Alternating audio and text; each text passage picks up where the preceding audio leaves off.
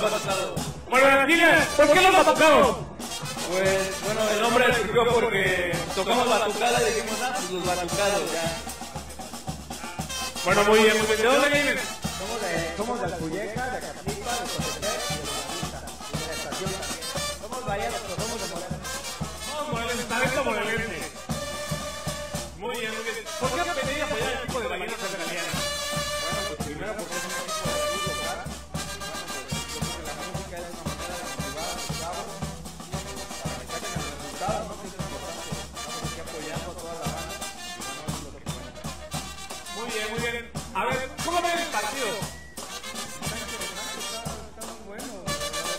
Ahora sí que está tan complicado tanto nosotros porque hay que saber más o menos meter la pelota para motivarnos y que metan goles. La verdad es que eso se trata la música de las porras que hacemos nosotros.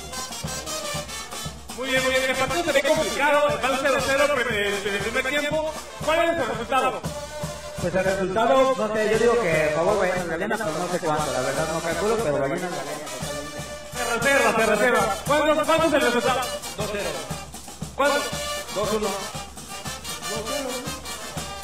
Muy bien, bueno, para despedir, estamos en el estadio Mariano Matamoros con la banda de Batucados. ¿Algo que quieran decir a la transmisión? En el Facebook, y bueno, Facebook, búsquenos como Batucados. Aquí mi compañero que llegó tarde también está.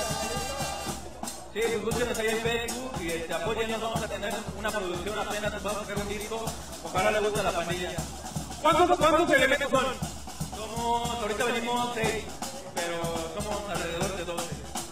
Muy bien, bueno, así que continuamos en Ciberdeportes desde el estadio Mariano Matamoros de Xochitepec, Morelos.